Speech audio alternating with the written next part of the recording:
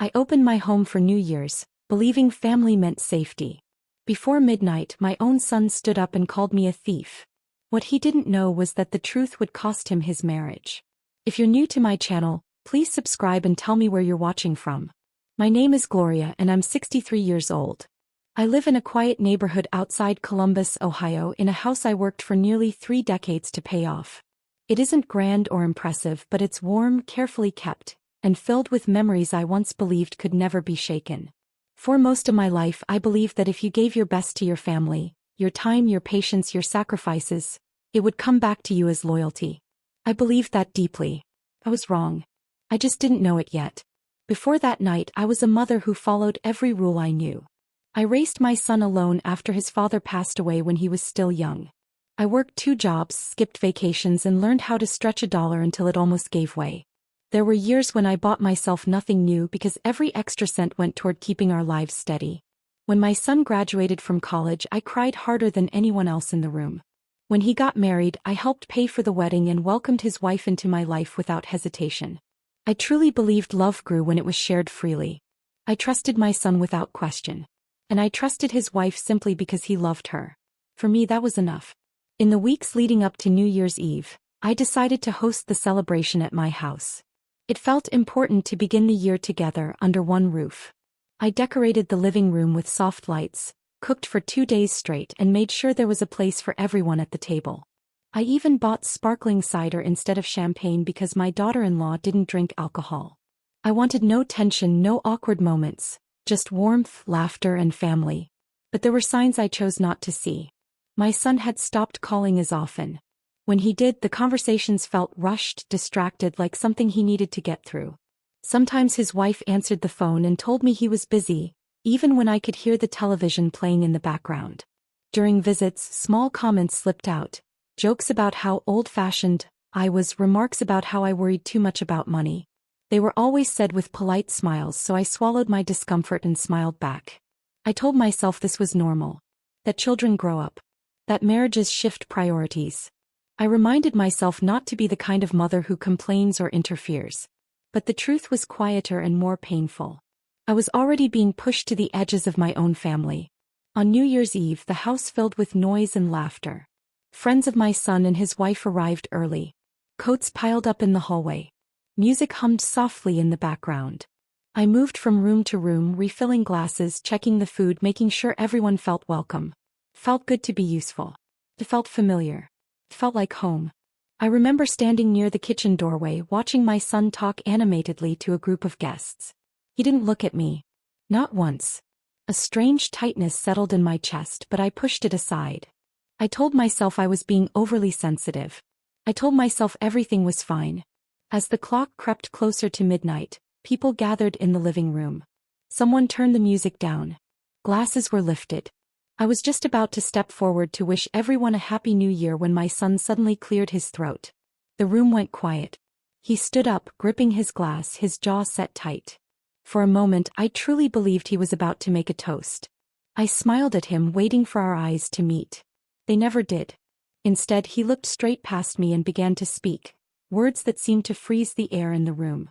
In that instant, before he even finished his sentence, before my mind could fully catch up, something deep inside me shifted. A warning. A quiet, instinctive pull that told me this year was about to begin in a way I had never imagined. And as I stood there in my own living room, surrounded by people who once called me family, I had no idea that the life I knew was about to split cleanly in two. After those words left my son's mouth, time didn't stop, but something inside me did. I stood there with a serving spoon still in my hand, frozen in place, suddenly aware of how small and exposed I must have looked to everyone watching. In that single moment, I saw myself clearly, not just as a mother, but as a woman who had spent her entire life being dependable, often at her own expense. I'm 63 years old. I've lived in Ohio nearly my entire life.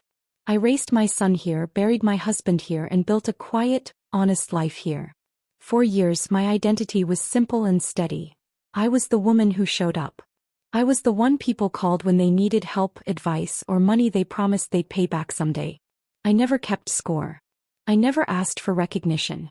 I truly believed love was enough. After my husband died, my son became my whole world.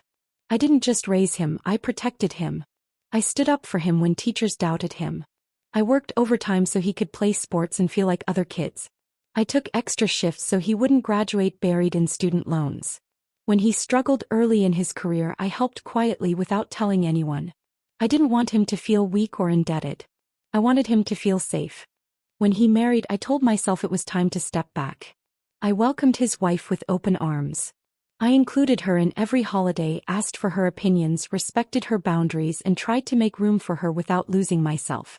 I believed we were building something new together, an extended family grounded in respect and care. But somewhere along the way my place shifted. Conversations began happening without me. Decisions were made before I ever heard about them. When I offered help, it was politely brushed aside. When I didn't, I was quietly blamed for being distant. My daughter-in-law started correcting me in front of others. Small things at first, like how I cooked a dish or how I remembered a family story. My son laughed along as if it were harmless teasing. I told myself not to take it personally. I told myself they were young. I told myself love required patience. Inside, though, something was changing.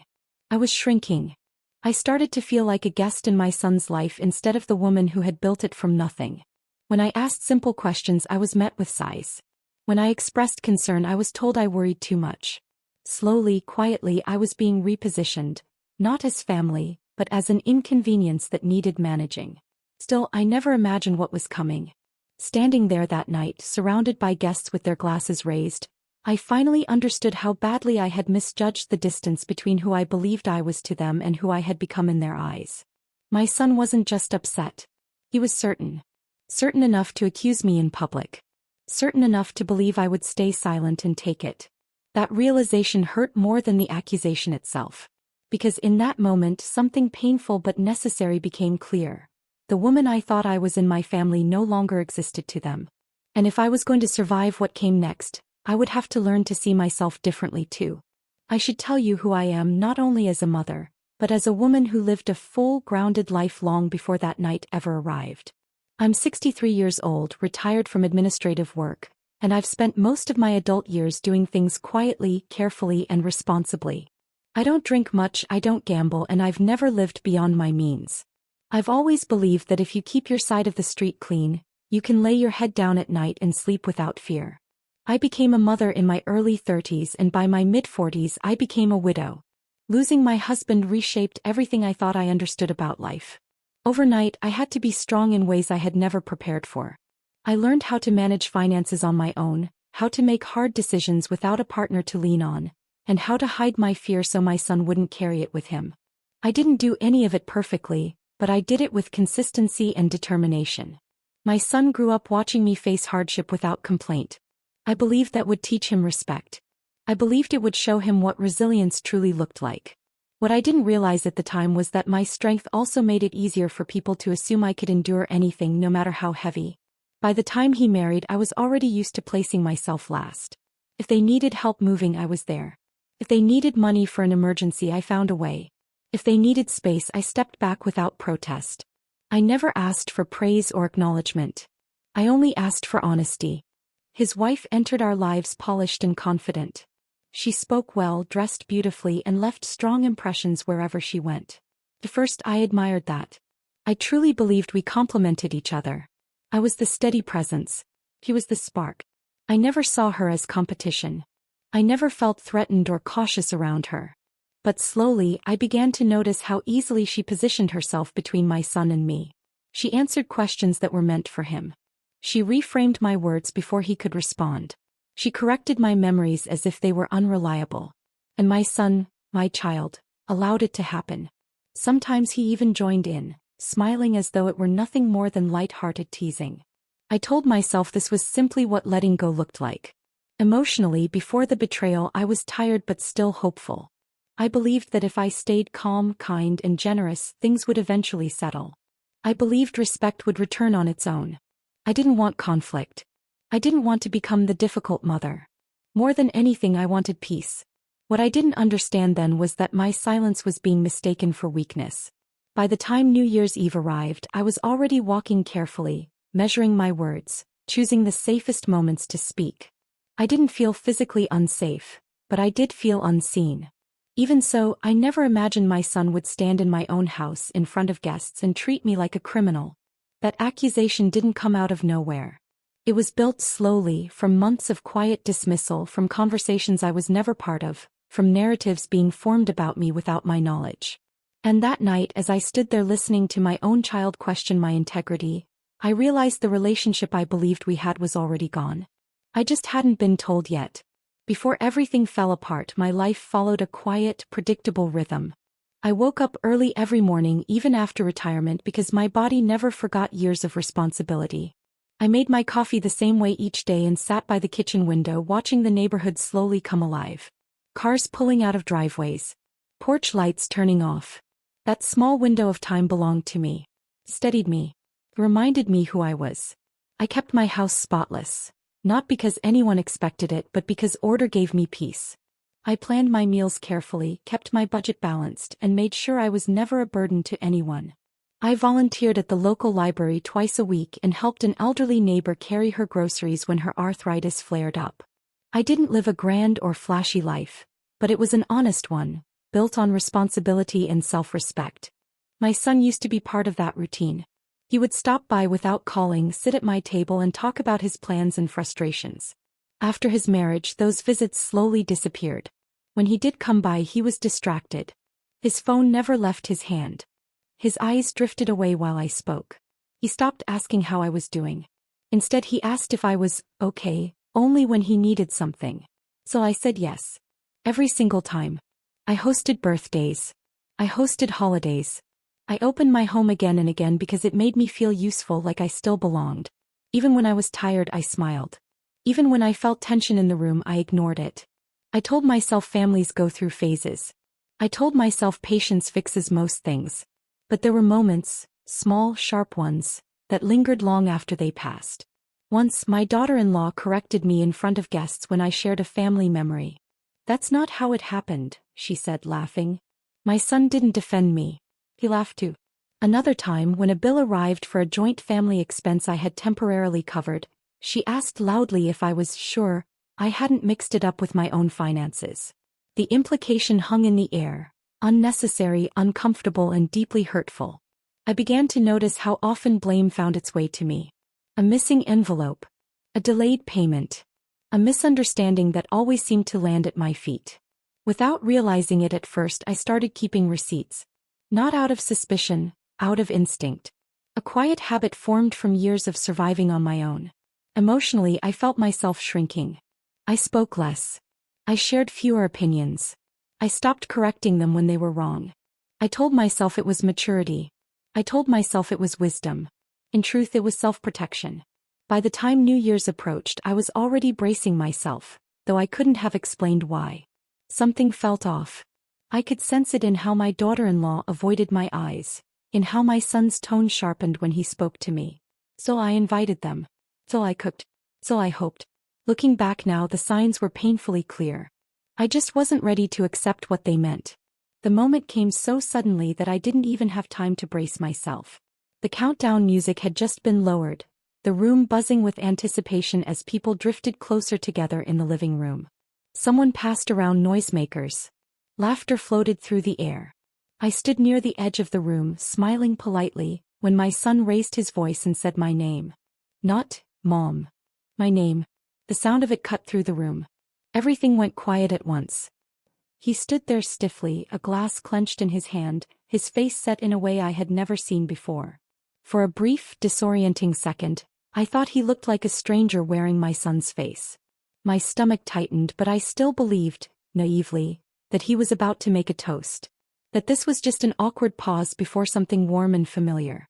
Instead, he said, "Before we start the new year, there's something everyone needs to know." Heat rushed to my face. Conversations stopped. Heads turned. I tried to hold my smile, confused, waiting for the joke, the explanation, the moment where this would make sense. It never came. He accused me of taking money that didn't belong to me. The word thief seemed to linger in the air, heavy and poisonous, like smoke that wouldn't clear. For a split second, I genuinely thought I had misheard him. My ears rang. My chest felt hollow, as if something inside me had dropped away. I looked around the room, searching faces, expecting someone to laugh nervously, to say this was a joke taken too far. No one did. That was when my daughter-in-law stepped forward. Her voice was calm, almost practiced. She added details. She spoke about missing funds, about patterns she claimed to have noticed, about concerns she said she could no longer ignore. She explained that she had tried to handle it privately, but that I had left them no choice. Each sentence felt like another unseen hand pushing me backward. I opened my mouth to speak, but no sound came out. I couldn't understand how this was happening in my own home. I had paid for half the food in that room. I had washed the glasses they were holding. I had welcomed every single person there with warmth, effort, and pride. And now I was being put on trial. I looked at my son. I searched his face for doubt, for hesitation, any sign that he might stop this before it went too far. He didn't meet my eyes. He stared past me as if I weren't there at all. The silence from everyone else hurt more than the accusation itself. Friends I had known for years suddenly found the floor fascinating. A cousin shifted uncomfortably in her seat. Someone whispered my name, but no one spoke up for me. I felt exposed, small, and suddenly painfully old. I finally managed to say, "That's not true," but my voice sounded thin even to my own ears. My daughter-in-law shook her head gently as if disappointed in me. My son sighed as though he were exhausted by my presence. That was when something inside me cracked, not loudly, not dramatically, but cleanly. I understood then that this wasn't a misunderstanding. It wasn't confusion. It was a decision they had already made. The clock struck midnight. A few people cheered half-heartedly. Confetti popped somewhere behind me. I stood there as the new year began, accused, humiliated, and utterly alone in a room full of people. That night didn't just mark the start of a new year. It marked the moment I finally understood how far my own family was willing to go. After the accusation, the party unraveled quickly, but the damage stayed behind. Guests avoided my eyes as they gathered their coats. Some offered stiff, awkward goodbyes that sounded hollow even as they spoke them. Others slipped out without a word. I stood frozen in the middle of my living room, my hands trembling, watching people walk out of my house as if I were the one who had done something shameful. When the door finally closed behind the last guest, the silence was crushing. I waited for my son to say something, to explain, to backtrack, to admit this had gone too far. I expected him to look at me the way he used to when he was younger, searching my face for reassurance. Instead, he picked up his jacket and said they were leaving. His wife never looked at me. She walked past me as if I were part of the furniture. The sound of the door closing behind them was louder than the accusation itself. I sank into the chair near the window and stared at the lights I had carefully hung just hours earlier. The decorations looked cruel now, almost mocking, as if they belonged to a celebration that had never really existed. My chest ached in a way that wasn't physical but felt just as real. I replayed the scene over and over, searching for the moment where I could have stopped it, where I could have spoken louder, defended myself better, or changed the outcome. That's when the shame arrived. Quietly. Heavily. I wondered if people believed them. I wondered what would be said after tonight, once the story was retold without me in the room. I wondered if neighbors would look at me differently, if friends would hesitate before calling. The thought of being seen as dishonest, after a lifetime of living carefully and truthfully, felt unbearable. I cried then. Not loudly. Not dramatically. Just silent tears that fell from a place deeper than anger. I cried because my son had chosen to believe a lie. I cried because I had raised him to be fair, to question, to listen. I cried because, in that moment, I felt disposable. Sleep never really came that night. Each time I closed my eyes, I saw my son's face as he called me a thief. My thoughts circled endlessly, trapping me between two instincts that pulled in opposite directions. One voice told me to stay quiet, to protect my son, to endure the humiliation for the sake of family. The other voice, older, steadier, impossible to silence, asked me a question I could no longer avoid. What happens to you if you stay silent again? That was when I understood something I had been refusing to see. My silence hadn't protected anyone. It hadn't kept the peace. It had only created space for cruelty to grow. By morning, the house felt different. It no longer felt like a place of comfort. It felt like a scene where something had been taken from me and everyone expected me to clean it up quietly. I stood in my kitchen, surrounded by empty glasses and untouched food, and felt something settle inside me. I was still hurt, still shaken. But beneath that pain was clarity. I didn't need to scream. I didn't need to beg. I just needed the truth. And for the first time since that night, I understood that choosing myself didn't mean I was betraying my son. It meant I was finally refusing to betray myself. By the next morning, my tears had dried, but my resolve had hardened. I made myself breakfast even though I wasn't hungry and sat at the same kitchen table where I had paid bills and balanced checkbooks for years. For the first time, I looked at my life not as a mother trying to preserve peace, but as a woman who needed facts. I have always been careful with money. After my husband died, I learned quickly that even small mistakes could cost us everything. I kept records, bank statements, receipts, transfer confirmations, neatly filed and labeled. Not because I distrusted people, but because discipline was what kept a roof over our heads when nothing else could. What my son and his wife didn't know was that I never mixed my finances with anyone else's. When I helped them, it was documented. When money passed through my account, even temporarily, I noted why it moved and when it was meant to return. I trusted people, but I trusted numbers more. Numbers don't change their stories. That morning, I opened a file drawer I hadn't touched in months. My hands were steady as I sorted through papers that went back years. I wasn't looking for revenge. I wasn't even looking for blame. I was looking for clarity. And I found it. At first, the discrepancies were small. Amounts that didn't align with what I remembered sending. Transfers I never authorized. Payments redirected without explanation. Slowly a pattern emerged. At the center of it all was an account my daughter-in-law had access to, the same one she had described as temporary and easier for budgeting. I remembered the moments when I had questioned it. The times she brushed me off with an easy smile. The way my son told me not to worry, that she handled their finances now and everything was fine. I had stayed silent to keep the peace. That silence had been turned into a weapon against me. As I compared dates and statements, the picture became undeniable. The money my son accused me of stealing hadn't vanished. It had been moved. Carefully. Quietly. Over time. And always in ways that directed suspicion away from where it truly belonged. I didn't feel triumph. I felt something steadier than that. Calm. Because the truth was no longer something I felt in my gut. It was something I could prove line by line, page by page. I spent the rest of the day organizing documents, making copies, highlighting transactions. I wrote notes to myself, not in anger but with precision. This wasn't about punishing anyone. It was about restoring what had been taken from me. My name, my integrity, my voice. That night, as I placed the folder back into the drawer, a quiet certainty settled over me. I had spent years being underestimated because I was quiet. They had mistaken my patience for ignorance. And for the first time since New Year's Eve, I knew exactly how this would end. The next morning, I made a decision that felt both terrifying and necessary. I stopped asking myself how to fix my relationship with my son and began asking a different question: how to protect myself. That single shift in thinking changed everything. I called a local attorney whose name I had saved years earlier, a name I never imagined I would actually need. When I left the message, my voice didn't shake. I asked for a consultation and explained, briefly and plainly, that I had been accused of a financial wrongdoing by family members. When he returned my call later that day, I listened carefully and spoke only in facts. No tears. No anger. No accusations. Just dates, amounts, and documents.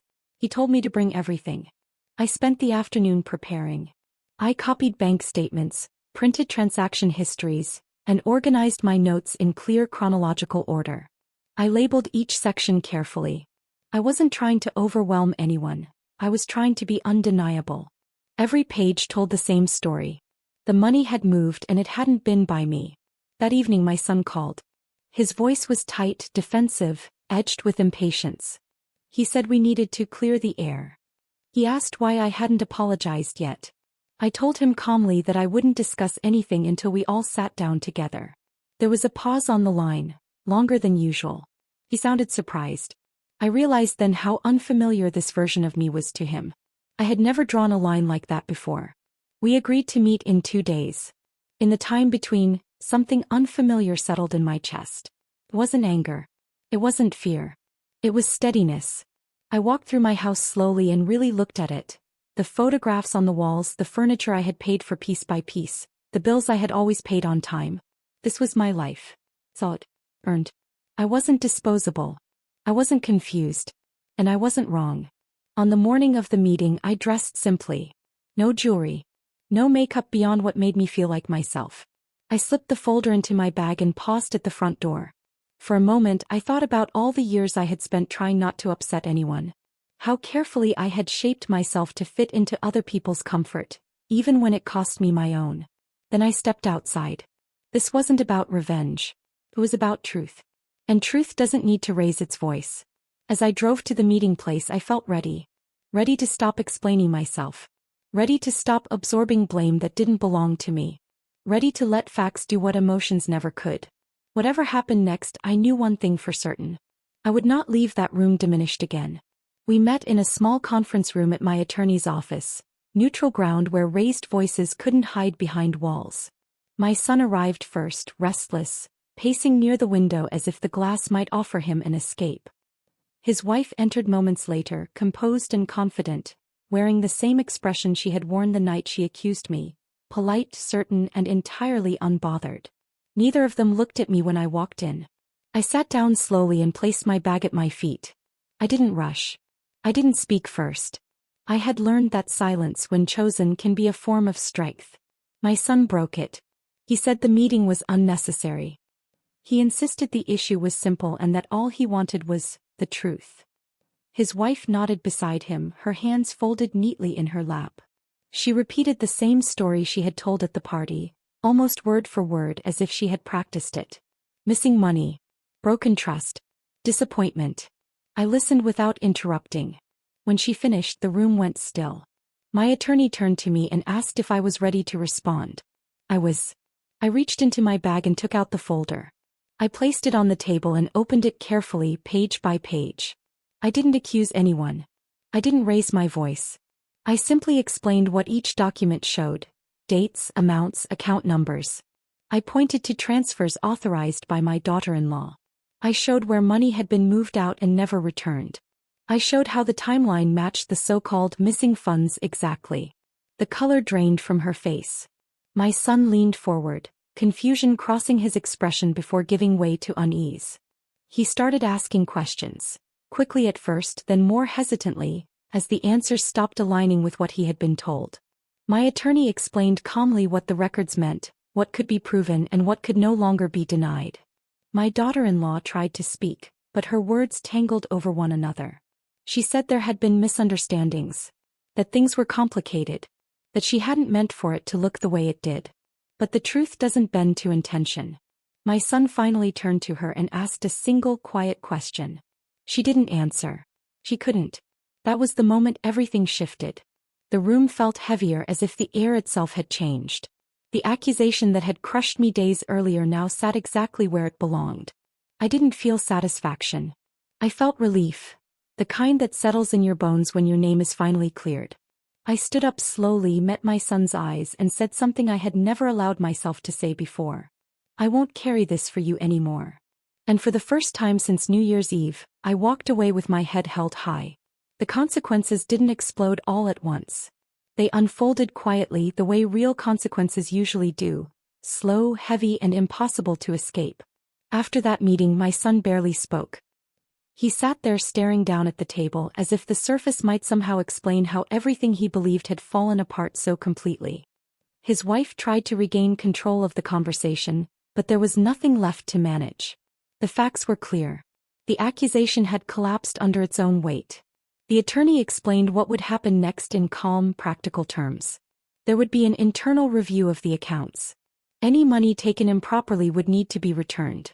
If it wasn't, there were legal steps available to me. He made it clear that I had every right to protect myself, and that I had already shown more patience than most people would have. There were no threats. None were necessary. The truth had already done its work. In the days that followed, the story shifted outside that room as well. Friends who had been at the party reached out quietly. Some apologized for not speaking up when it mattered. Others admitted they had doubted the accusation from the beginning but hadn't wanted to get involved. I listened without bitterness. I understood how fear can make people retreat into silence. Within weeks, my daughter-in-law moved out of the house she shared with my son. I didn't hear the arguments. I didn't need to. Trust built on a lie doesn't collapse loudly, it simply gives way. Once it was gone, there was nothing solid left for them to stand on. One evening, my son came to my house alone. He didn't knock right away. He stood on the porch, hesitating like a child unsure whether he was welcome. When I opened the door, he looked older somehow. Smaller. As if something heavy had finally settled on his shoulders. He said he was sorry. Not the rushed kind of apology meant to smooth things over, but the careful kind, the one that comes when someone finally understands the damage they caused. He said he should have listened. He said he had allowed someone to turn him against the one person who had never betrayed him. I didn't rush to comfort him. I didn't punish him either. I told him the truth, that trust doesn't reset simply because facts come out. That rebuilding takes time. That I was willing to talk, but only if it was done with honesty and respect. For the first time in years, the balance between us was clear. I wasn't defending myself anymore. I was setting the terms.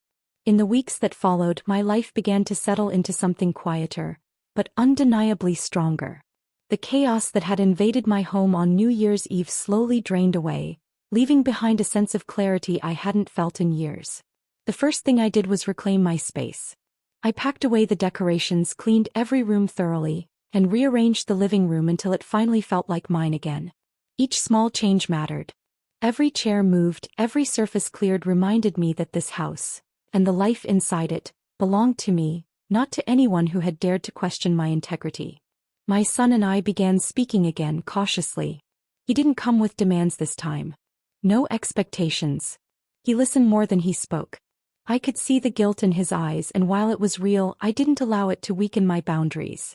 I told him clearly that our relationship could only move forward if it was built on respect, not obligation or guilt. His marriage ended quietly. There were no public announcements, no dramatic explanations. Just the natural end of something that had been unraveling long before my name was ever dragged into it. I didn't celebrate it. I didn't feel vindicated. I simply let it be. What mattered most was this. My name was clear. The whispers stopped. Invitations returned. Neighbors greeted me the way they always had, with warmth, ease, and trust. I hadn't lost my place in the world. I had only stepped fully into it for the first time. More importantly, I changed how I saw myself. For years, I believed strength meant endurance, that being a good mother meant absorbing pain quietly, that keeping the peace mattered more than keeping my dignity. I was wrong. Strength, I learned, is knowing when to stop carrying what doesn't belong to you. At 63, I no longer needed approval. I didn't need permission. What I needed was honesty, and I finally demanded it. I still love my son. That never disappeared. But now that love has limits. It has boundaries. And those boundaries protect both of us. When I look back on that night, the accusation, the silence, the humiliation, I don't see myself as a victim anymore. I see a turning point. A moment when a woman who had spent her entire life giving finally chose herself. And that choice changed everything. Looking back now, I understand how close I came to losing myself. Not because of what my son did, but because of how long I believed my silence was love. I convinced myself that enduring pain quietly made me strong, that protecting others at my own expense was simply the cost of being a good mother. It nearly destroyed me. What happened that New Year's Eve didn't break me. It revealed me. It showed me the price of ignoring my own worth. It forced me to face a truth I had spent years avoiding. Age doesn't make a woman weak. It makes her experienced. And experience makes her dangerous to lies. I didn't win because my son's marriage ended. I didn't win simply because the truth came out. I won because I stopped accepting humiliation as normal. I won because I chose facts over fear, dignity over comfort, and self-respect over silence. At 63, I stand differently now. I choose my words carefully, but I no longer shrink. I listen, but I refuse to absorb blame that doesn't belong to me. I love deeply, but I no longer sacrifice my integrity just to be loved back. If there's one thing I want you to understand, especially if you're older and feel invisible, it's this. Your life does not lose value with age. Your voice does not expire. Your truth still matters no matter how long you've been taught to stay quiet. Family betrayal cuts deep, but it doesn't get to define you unless you allow it to. Justice doesn't always arrive with shouting or revenge. Sometimes it comes quietly, in neatly organized folders, in calm conversations, in the simple act of walking away with your head held high. I didn't raise my voice. I didn't beg. I didn't collapse. I stood. And that was enough. Thank you for listening to my story. If it touched your heart, don't forget to like, subscribe, and share. Sometimes silence is strength, and truth always finds its way.